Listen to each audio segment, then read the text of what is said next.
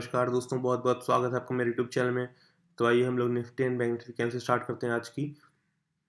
हालाँकि 15 मिनट में market start होने वाला है, तो फिर भी आज के एनालिसिस कर ही लेते हैं।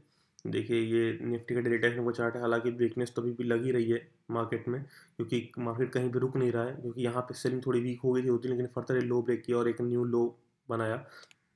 अब हालाँकि इसको 24,000 का ब्रेकडाउन करना चाहिए एक बार के लिए, उसके बाद थोड़ा-सा पुल बैक लेके थोड़ा हॉवर करके थोड़ा कुछ फिर ट्रेंड डिसाइड हो सकती है मार्केट की, या तो यहाँ से सपोर्ट लेगा 24,000 के आसपास से, मतलब 23,800 24,000 के आसपास, या फिर फर्दर इस लेवल को ब्रेक डाउन करेगा और फिर थोड़ा-सा और नीचे आएगा। फिर थोड़ा-सा और नीचे के ऑलमोस्ट फिर आएगा डायरेक्ट 23,340 के आसपास तक। और अगर इसको भी रिस्पेक्ट नहीं करता है मार्केट, तो फिर बहुत हाई चांसेस हैं कि इनमें भी ये जो 4 जून का लो है वो टच कर सकता है मार्केट, क्योंकि फिर काफ़ी बड़ी टारगेट्स आएंगे और यहाँ पे कुछ खास सपोर्ट फिर है नहीं। इस लेवल के बाद 23,350 के बाद कोई खास सपोर्ट है नहीं।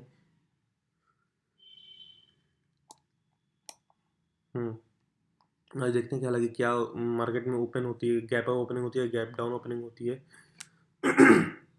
हालांकि गैप डाउन या फ्लैट ओपनिंग होती है तो थोड़ा ज़्यादा इंटरेस्ट रहता है और थोड़ा ज़्यादा चीज़ें सही रहती। लेकिन थोड़ा 5 15 टाइम फ्रेम पे आ जाते थोड़ा सा नीचे उसके लिए। हम्म देख रहे हैं ये थोड़ा सा गड़बड़ कर दिया है आखिरी टाइम में, जो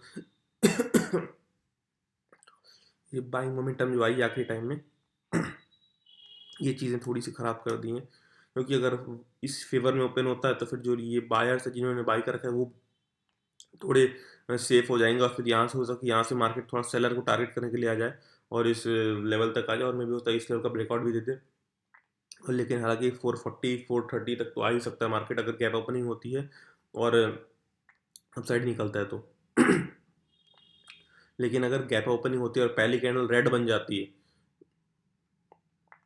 तो फिर इस लेवल के आसपास में भी उसका सपोर्ट ले सकता है 24,000 टू 2230 की, मतलब क्लोजिंग प्राइस के आसपास। लेकिन अगर क्लोजिंग प्राइस का ब्रेकडाउन कर देता है और सस्टेन करता है तो बहुत हाईली चांस है कि फिर ये लो ब्रेक करने वाला है, और फिर डायरेक्ट हमारा 24,000 का लो ब्रेकडाउन होने वाला है, और फिर 23,900 तक आ सकता है मार्केट। 23,900 ही हमारा टारगेट रहेगा और वहाँ तक आ सकता है मार्केट।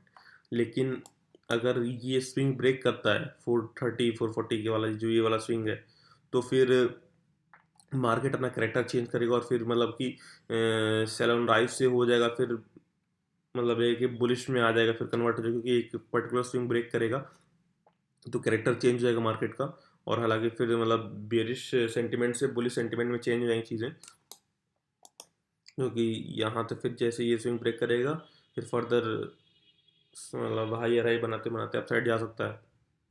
हालांकि जैसी चीज़ें लग रही में भी हो सकता है कि गैप अप ओपनिंग ही हो, और थोड़ी बड़ा बड़ी गैप अप ओपनिंग ही लग रही है, मतलब 100 पॉइंट्स ऊपर की निफ्टी में लग रही है, और कम से कम 450 500 पॉइंट की।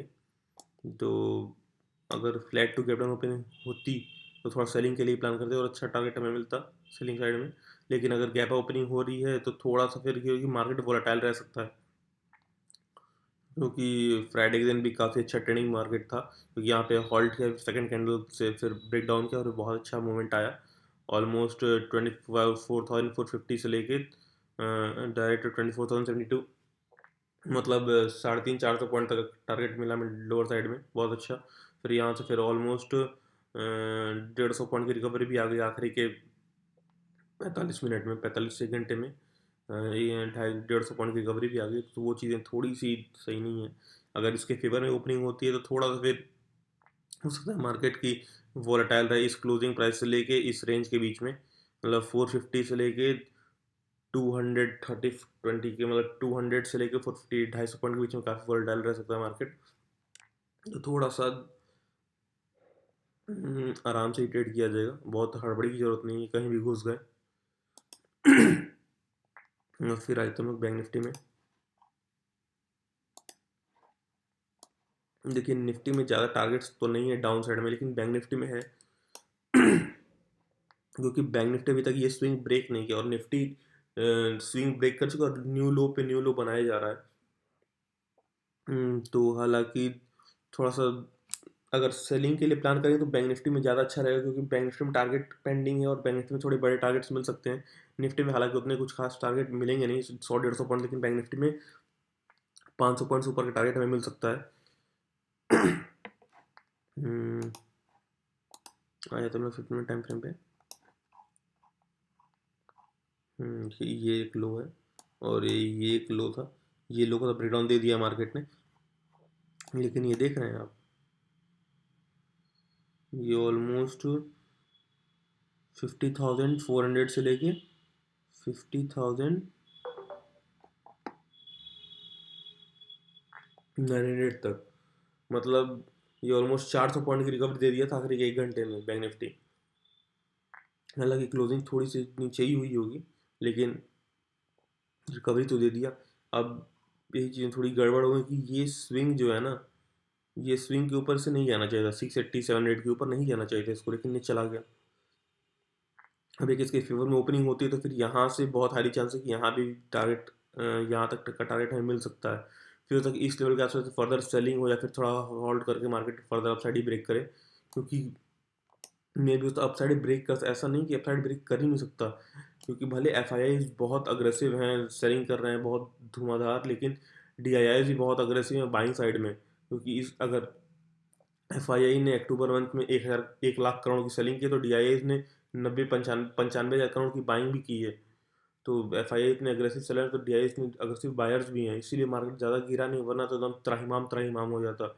और बीच में जो 4-5 हज़ार करोड़ के डिफरेंस है, उसी में मार्केट इतना धुआंधार गिर गया, वरना ये हुआ नहीं था। हालांकि मतलब कि किसी भी